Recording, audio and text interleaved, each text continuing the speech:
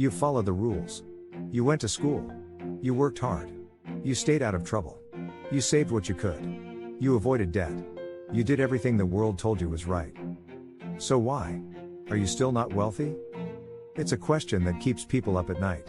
It's the quiet frustration beneath so many high-functioning, high-effort lives.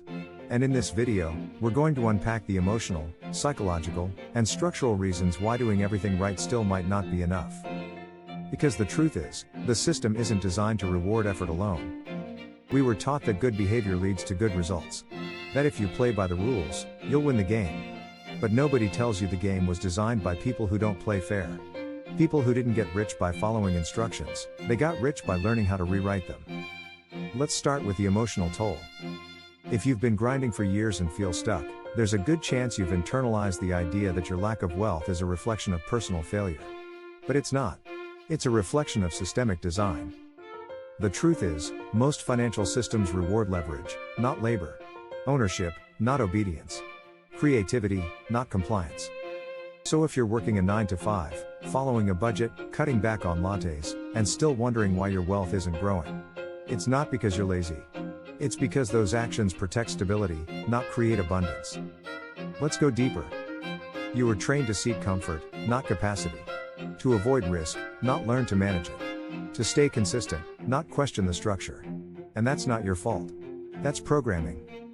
Wealthy people operate on a different mindset. They ask, how can I multiply this? Not, how can I preserve this? You were told to get a job. They were taught to buy time. You were told to pay off debt. They were taught how to use good debt. You were told to save. They were taught to invest.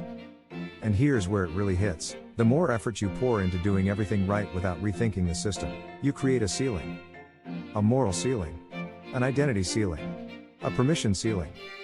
You think, I'm not the type of person who would invest in myself. Or, I could never charge that much. Or, people like me don't build wealth. But wealth doesn't care how much effort you put in. It responds to how you think, how you leverage, how you build.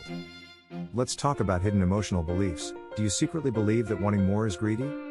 Do you feel guilt when you have extra? Do you think wealth is only for the lucky or the ruthless? These beliefs live quietly under the surface, but they shape everything. They drive your decisions, your hesitation, your ceiling. You might be working hard, without realizing you're also unconsciously self-sabotaging every time you get ahead. Now, let's talk about structural limitations. If your income is capped, your time is limited, and your opportunities are dependent on someone else's approval, bosses, clients, companies, you're not in control of your wealth trajectory. You're in a holding pattern. That's why so many people feel stuck. Not because they're not trying, but because they're waiting for someone to give them a chance instead of learning how to build one. So what do you do when you've done everything right and you're still not free? You stop playing the old game. You learn the new one. You learn to ask better questions. How can I use what I know to create value?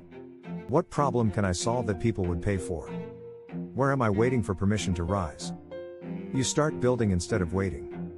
You stop seeing wealth as a reward, and start treating it as a skill. You don't need to abandon your ethics. You don't need to become someone else. You just need to stop thinking effort alone will save you. Effort is the start. But transformation happens when you pair effort with strategy. With self-worth. With ownership. Because the truth is, doing everything right only works if the rules were written for people like you. And if they weren't, it's time to write your own.